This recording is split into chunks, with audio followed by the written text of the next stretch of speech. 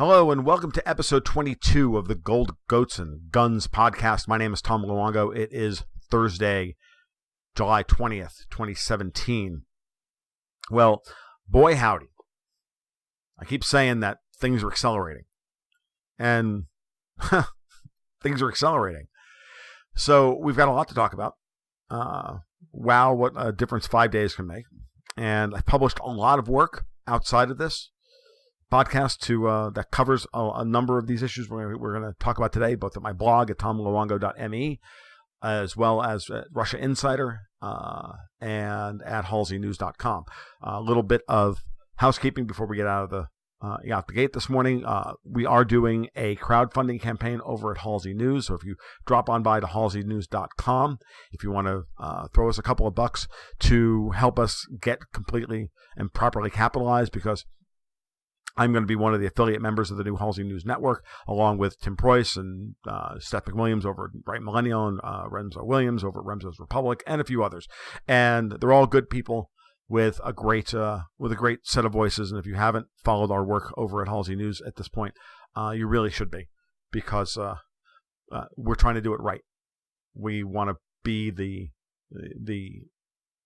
alternate voice in independent news and journalism, or commentary, in my case commentary, that really unpacks and uncovers the false narratives that are crashing down around us in just about every sphere. And I know it's a dominant theme of my work. It's been a dominant theme of my work over when I work for Newsmax. It's been a dominant theme of this work so far, and we're going to continue that into the future. And this crowdfunding campaign, if successful, is going to go a long, long way to helping us get properly capitalized to go from what I consider really humble beginnings to become a major force in American political media.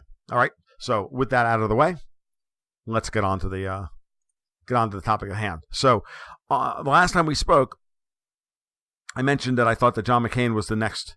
That there was movement around John McCain, and that it was serious. And I thought that his illness was serious, more serious than we thought, that they were letting on, and that because of that, things were starting to change, and that we were starting to get movement on various issues that all are centered around him. And I've written a lot about this at both Russia Insider. I've got 3 articles this week at Russia Insider on the subject, as well as at Halsey News.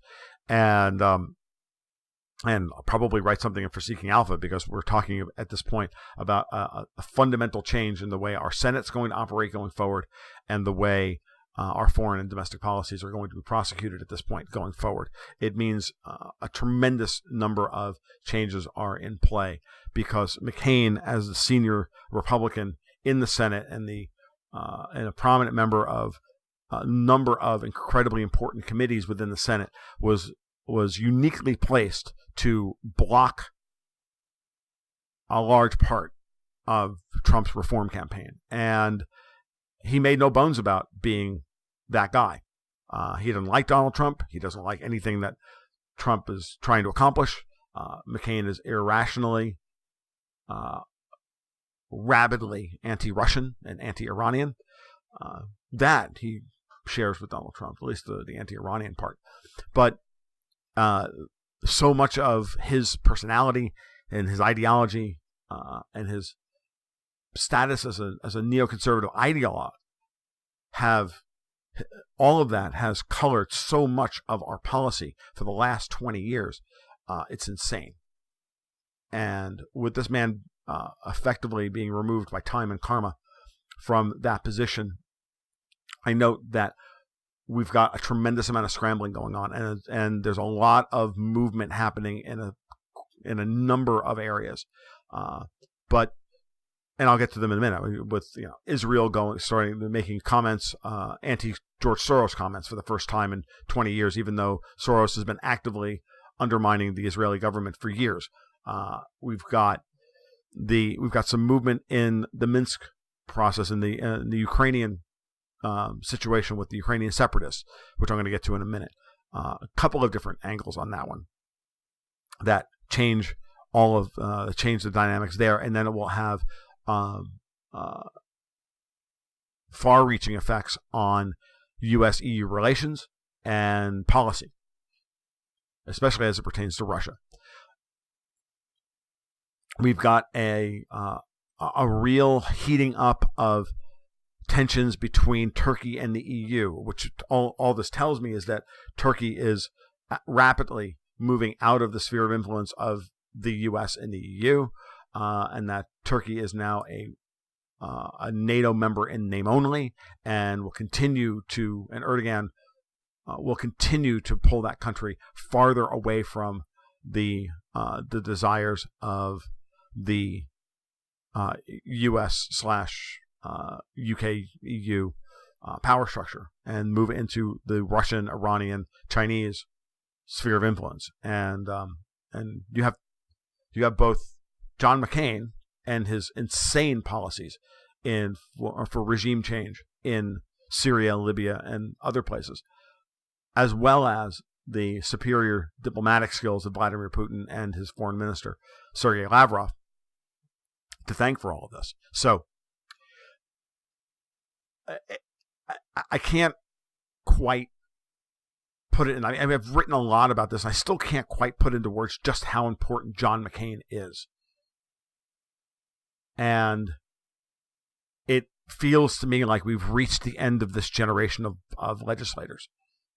With Mitch McConnell's epic collapse earlier in the week over Obamacare repeal, which he would never have pushed for a full repeal vote after Obamacare Light, or the Ryan Care, or whatever you want to call it, failed. When the Tea Party scuttled the Rand Paul wing of the Republican Party scuttled that bill, and then the John McCain Rhino Lisa Murkowski wing of the Republican Party scuttled the actual honest to God repeal of Obamacare.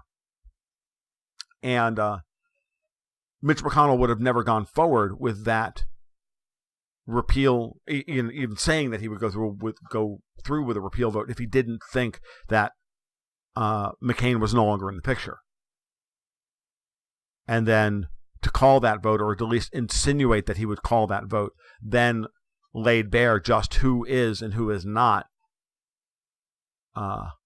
really a member of the Republican Party, and who's serious about getting Obamacare repealed. And the three female senators who came out on Monday and said that they wouldn't vote for full repeal of Obamacare are now they're in serious trouble of getting primaried out next year.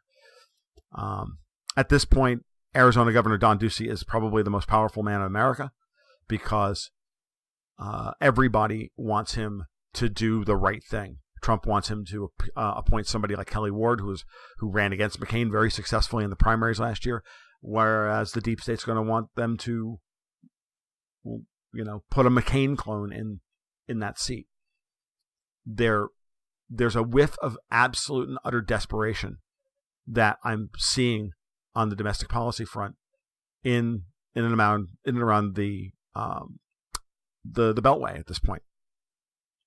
So much so that we had to have Robert Mueller come out, Special Investigator Robert Mueller, come out this morning and make an announcement, quote unquote, out of the blue, that he was going to, amazingly, how convenient that not 3 hours after the world really begins to digest the fact that John McCain has head cancer, that Robert Mueller comes out and says that he's going to widen his investigation into Donald Trump and his associates and their business dealings with Russia. The markets went ballistic. This was right after ECB President Mario Draghi said, "Hey, no, we're not going to cut QE off anytime soon. We can't do so." Basically, which was supposed to put a top in on the euro, and the euro was crashing down below $1.14, and the dollar was getting a bounce, and gold was getting crushed, and yada yada yada. And then Mueller comes out and stick saves all of that, and the euro blows through resistance at $1.16. Gold is up $25. Oil bounces. Everything just goes, completely wacko, because the markets are being trained to believe that Trump's going to get impeached because Mueller actually has something. Mueller doesn't probably have anything, but if you widen the search far enough, you're going to find something that they can wrap Trump with. And what Trump should do right now, and I just wrote this for HalseyNews, what he should do right now is tell his worthless Attorney General Jeff Sessions to fire Mueller immediately or fire himself so that he can appoint an interim AG who then fires Mueller. Because he can do that. He can put an interim attorney general in place, and that guy can act like the attorney general, because the attorney general's office can't stop working simply because one got fired. Now, obviously, Chuck Schumer and the Democrats will come out and say, hey, we can't do anything. Ignore them, those jackals. Trump could have done this with the FBI director the minute he fired Comey. He could have appointed somebody loyal to him as interim FBI director to immediately open up investigations again into Seth Rich's murder or anything else like that. Any other issue. This is all starting to really unravel quickly, and they're scrambling to try and put a lid on all this and a cork in all this. And they're going to try and accelerate any plans they have for impeachment. And Trump should embrace it and force them to show their hand before they're ready. He should not sit back waiting for them to impeach him. He should go on the offensive right now. And I know a lot of Republican operatives and a lot of people who think I'm crazy about this, but no, you should go on the offensive right now. They're not ready to impeach Donald Trump. If they were, they would be going after him. So stop the process right now and go after it. That's what I would recommend. If I was Trump's advisor, that's what I would recommend. All right. I've talked around this, and I'm going to tell you, and I'm going to talk about it more explicitly. Ukraine has been nothing but a mess for the last 3.5 years since the coup on the Maidan, and then the reunification of Crimea with Russia, and then everything that's come after that. And McCain stood at the forefront of it, of the whole policy. He was the architect of it, and then since then has been funneling money through the Foreign Relations Committee at the State Department for years, and blocking any attempt to stop that money going through. And on Monday morning, Alexander Zakarchenko, the leader of the Donetsk People's Republic, one of the breakaway republics in Ukraine, blindsided the entire world with an announcement that they were forming Malorussia, which translates to Little Russia, and is actually a pretty historically significant appellation for that area of Ukraine, the whole southern half of Ukraine, for what is now currently the southern half of the country we know of as Ukraine. That Malorussia, and by doing this, what he's done, and I don't want to go into grave detail because I've got a number of blog posts and on this on my website at www.tomluongo.me, where you can check those articles out, because I go into a lot of detail. Also, Adam Gary over at the Durin has done a lot of work on this as well. But what's important about this is that it, in a nutshell, implements the Minsk agreements without all of the negotiations with Kiev, which will never happen.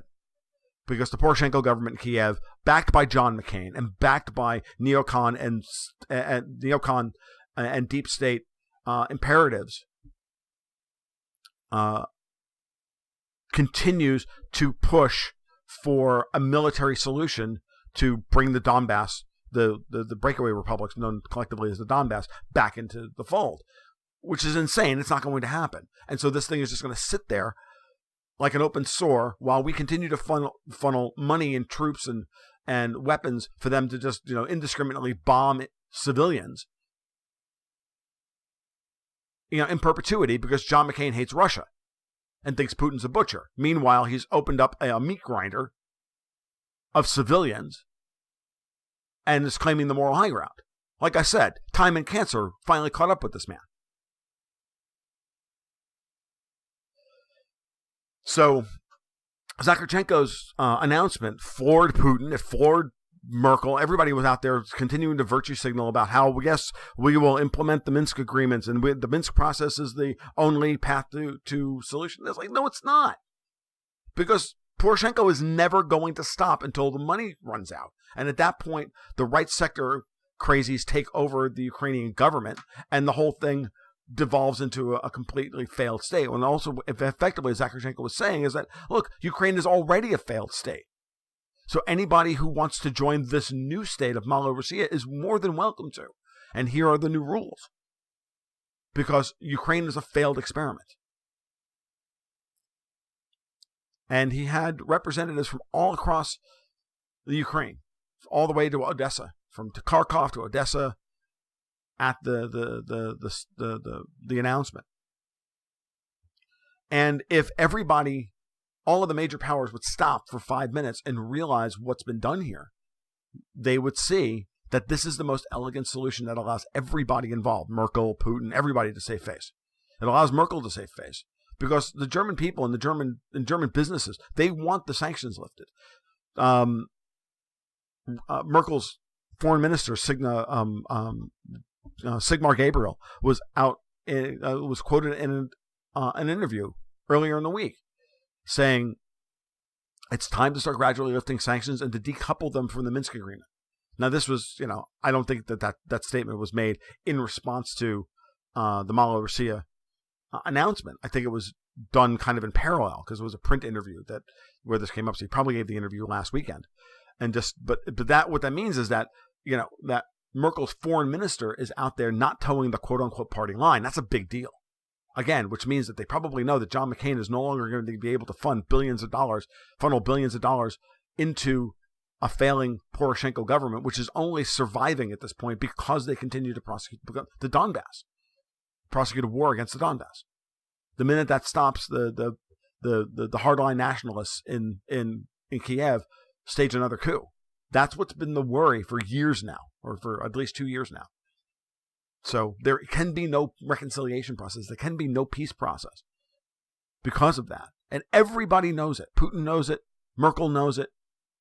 Trump knows it. Everybody knows it. And yet they still cling to this the fantasy of the Minsk agreement. And finally, Zakharchenko just finally said, oh, the hell with that. We're done with that shit. Let's move forward. So, fascinating stuff. Absolutely fascinating. And I think, hopefully, something that will actually move forward. Because at that point, the killing can stop. And Malorussia can be, like Belarus, an independent country that's going to have its own, it's going to have problems with, it's not going to be an arm of the Russian Federation. Yeah, they're going to have very close relations. But, I got news for you. There's a lot of tension between Lukashenko and Belarus and Putin and Moscow.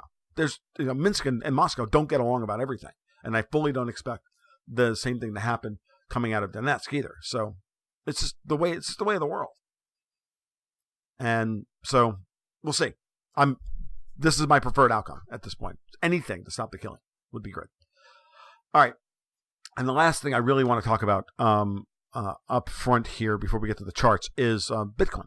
So, and it's almost, I really should just probably do this within the charts, but the fear with Bitcoin, Bitcoin's been on a tremendous ride along with all the other cryptocurrencies for the last couple of weeks because of as we get close to the hard fork with Bitcoin's blockchain and how they have to finally address the scaling issue of Bitcoin's blockchain because, again, as I've said many times, Bitcoin was like alpha code that went viral and it should never have gotten to this point, but it has. And now that it has, we're finding the problems with the system, and we're at that edge case where Bitcoin is now not it is not serving the function that it was designed to serve, because transaction times are taking too long and they're too expensive. So a change in the blockchain code, hard forking the code, is what's necessary. And there's just been a lot of fights within the community with it between the miners and the majority shareholders and everything else as to what's gonna, what that should look like. And so we've had a lot of volatility and a lot of money, speculative money pulling out of the cryptocurrency space in the last couple of weeks to address this issue. Out of fear that this was, not going to get resolved by the August 1st deadline, which is when the new hard fork is supposed to go into effect. Apparently, it's been resolved for the most part, and now we can move forward. Segmented witnessing is what's going to is part of the process. It's been accepted now by a majority or I think the threshold level, I think, was 80% of the miners, and we can move forward. I don't want to misinterpret it because I know just enough to get myself into trouble. I know the parameters of the problem, but I also know that delving any deeper into the parameters of the problem is really not necessary. They're going to work it out, and there was always an incentive to work it out. There's billions of dollars at stake now for them to work it out. So I was never really that worried about it. But when you look at the chart, it's crazy. What it's also, and it's telling you a tremendous number of things, and most notably, it's telling you that the traditional financial markets are becoming really dangerous. But let's go to gold and then silver, and then we'll get to Bitcoin, and I'll talk about it then. All right, so looking at the chart on gold, it's been a volatile week because honestly, gold was breaking down this morning. It was backing away from this 1242.60 level, which is the high from 2 weeks ago. So a break above that or close above that this week would be a classic two bar reversal, right? Down bar, 2 bars, and it takes 2 bars to break that last down bar high. That's considered a reversal signal. And the minute we got up into the 1240 range, gold and silver did the same, and the silver hit a similar level, and I'll show in a minute. Once it got to that level, this immediately ran into resistance. It ran into just a buzzsaw of resistance, and it was trading down as low as 1231 this morning before Mueller's announcement. And looked like we were going to get, a failed breakout to the upside, and just kind of a classic dead cat bounce, which is how I labeled it on Sunday. And now we're looking at a potential rally to 1260 if we get a close above 1242.60, or to be safe, 1243 on tomorrow. So watch for that. But it doesn't mean that gold's got enough impetus here to go to 1300, because that would imply that the euro then has to spike to $1.21, and the yen's got to go on a rally, which it's not, and the Canadian dollar has to drop to $1.15, and that's not going to happen either. The dollar is going to find a bottom here real soon now. They can only push it down so far for so long because the market wants to believe that the Fed won't raise rates anymore. It wants to believe that the Fed's not as hawkish as they've been saying they are. You can wish in one hand, you can poop in the other. One's going to fill faster. If the Fed's serious, they're going to raise rates again. Okay? They're going to raise rates again. This is like the guys who are still bulls in the oil market, in the oil pits. They're nuts. The numbers are insane. The supply and demand numbers are terrible. And oil should be dropping like a rock. But there are political imperatives to try and there's a lot of money at stake that want to keep oil from falling. Therefore, oil doesn't fall. It just kind of trades sideways. They're fighting. They're admitting now that they're fighting. They've futilely fought deflation, and it's not working. And something's going to have to crash here, and I know that gold's going to get caught in the backlash before it takes off to the upside. Once the crisis hits, all right. So here we are in silver. Silver's got a bigger task ahead of it. It's got to get all the way to 16,635 to even consider this being a dead cat bounce or being anything other than a dead cat bounce. And I just don't think it's going to happen, because even so, for silver at this point to regain any kind of bullish stance, it's got to go close well 1775, 1760, or whatever this peak is here, in order to stop this higher highs, or higher lows and lower highs. This is the pattern. The pattern right now is down. Same thing in gold. The pattern now is down. For gold to regain any kind of bullish posture, it's got to go to 1300. But then you're building this kind of ugly bullhorn pattern, which is generally a high volatility pattern that is gonna crash anyway. So I'm at the point now where I'm like, dude, let's just get it over and done with. Will you just crash already so we can get on with the gold bull market? This is how I feel. Because there's nothing else to talk about. It's going to crash one last time before it goes higher. And so any trades that you make here are in a sell the rally mode.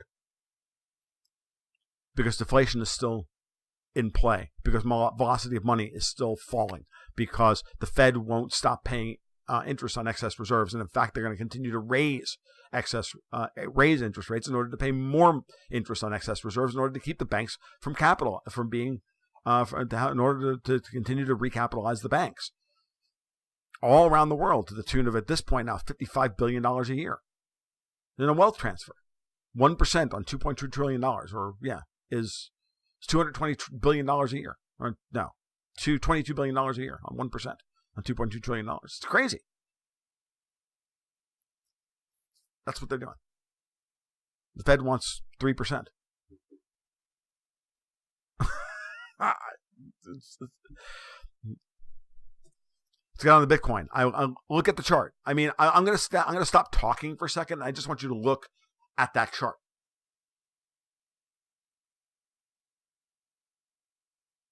Because you're not going to see a chart like that anytime soon. Almost ever. I mean, until the next time, until you add another zero to the Bitcoin numbers. And then it's going to look like this again. This is crazy town. This is enormous. Bitcoin hit a low in the 1700s not 3 days ago. And then it breaks through the last week's high where it moved $700 in a week. On $2,600, that's a 27% move. And that's blasted back 35% within a 4-day period. Because remember, this chart trades all the time. This goes from 12:01 a.m. Sunday Greenwich time to today. That was the open. Then it crashed. Then it went higher. And it's up. Bitcoin's up $450 today.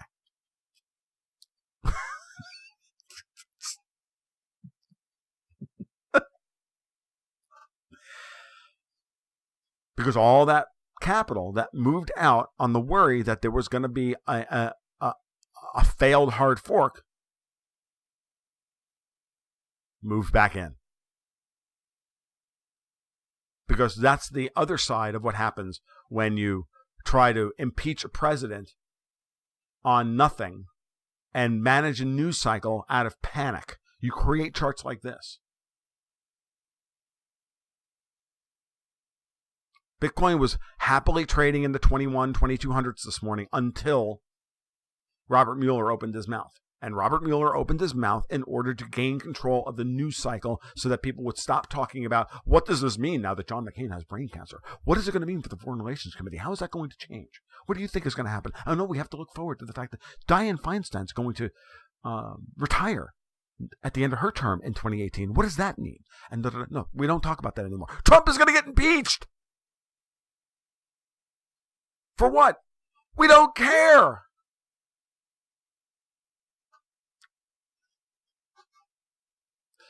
Welcome to Post-Rational America. Tickets, please. All right. That's all I got for today. You guys take care. You have a great week, and we will talk soon. Keep your stick on the ice.